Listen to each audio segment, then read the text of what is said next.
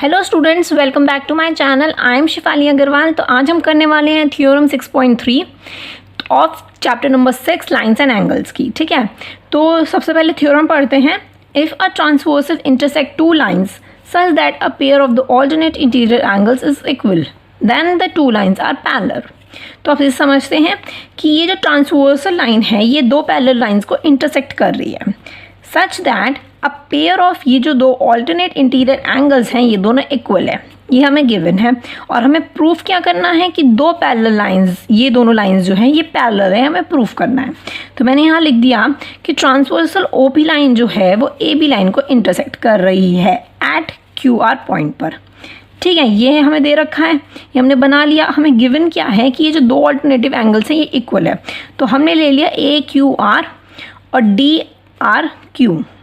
ठीक है, तो इसको हमने बना दी फर्स्ट इक्वेशन और हमें प्रूफ करना है कि ए बी जो है वो सी डी के पैरेलल है। ठीक है, अब कैसे हम प्रूफ करेंगे? अब आप देखो कि ये वाला जो एंगल है ए क्यू आर, इसका वर्टिकली अपोजिट एंगल बनता है बी क्यू ओ। तो हम लिख सकते हैं कि ये दोनों वर्टिकली अपोजिट एंगल्स हैं। तो मैं लिख देती हूँ कि angle A Q R is equals to angle B Q O. B Q O हम रीज़न क्या लिख सकते हैं कि वर्टिकली अपोजिट एंगल्स हैं। ठीक है, तो मैं इसको सेकेंड इक्वेशन मान लेती हूँ। अब आप फर्स्ट में देखो और सेकंड में देखो, ए क्यू आर जो है दोनों में ही सेम है। जो डी आर क्यू है वो भी ए क्यू आर के इक्वल है और जो बी क्यू ओ है वो भी ए क्यू आर के इक्वल है। जब ये दोनों एंगल्स सेम ही चीज़ के इक्वल हो जाते हैं तो ये दोनों भी इक्वल हो जाते हैं।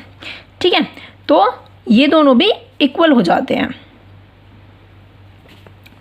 तो हम यहाँ पे लिख सकते हैं कि from first and second angle D R Q is equals to angle B Q O.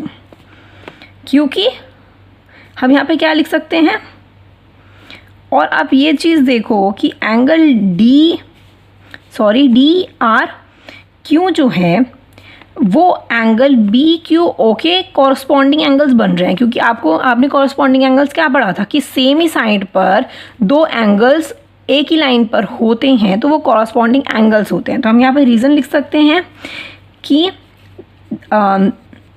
They are corresponding angles.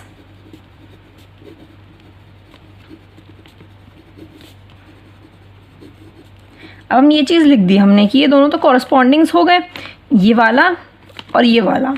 ठीक है, अब जब दो एंगल्स कॉरस्पॉन्डिंग्स हो जाते हैं तो इसका मतलब तो सेम सिंपल हुआ ना कि ए बी लाइन जो है वो सी डी के पैरेलल है। इसी से हमें ये चीज़ पता चल गई कॉरस्पॉन्डिंग से। तो हम लिख सकते हैं, और मैं इसको थर्ड बना देती हूँ। ठीक है, सॉरी, मैं इसको थर्ड बना देती हूँ, इसको काट दो। ठीक है, मैंने इसको थर्ड बना दिया। तो इस थर्ड से आपको क्या पता चला कि A B is parallel to C D, और यहाँ हम लिख सकते हैं हैंस प्रूफ। ठीक है, तो आपको इसी चीज़ से ये पता चला कि ये जो है कॉरस्पॉन्डिंग एंगल्स है, और जब कॉरस्पॉन्डिंग एंगल्स हमने निकाल दिया तो इसका मतलब ये दोनों लाइंस जो है वो एक दूसरे के पैरेलल हैं। तो ये बहुत सिंपल सा था। ठीक है, आपको सिर्फ वर्टिकली अपोजिट एंगल दिखाना था और उन दोनों एंगल्स को इक्वल करके कॉरस्पॉन्डिंग एंगल्स बताकर से निकालना था। थोड़ा सा समझने की ज़रूरत है और इससे ज़्यादा कुछ ज़रूरत नहीं है। थोड़ा सा समझ के थ्योरम पढ़ोगे तो आपको क्वेश्चंस करने में बहुत ज़्यादा आसानी हो जाएगी।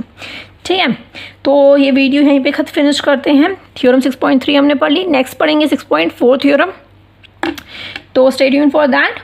और अगर आपने अभी तक मेरे चैनल को सब्सक्राइब ना किया तो please subscribe to my channel and also like this video अगर आपको पसंद आई हो तो।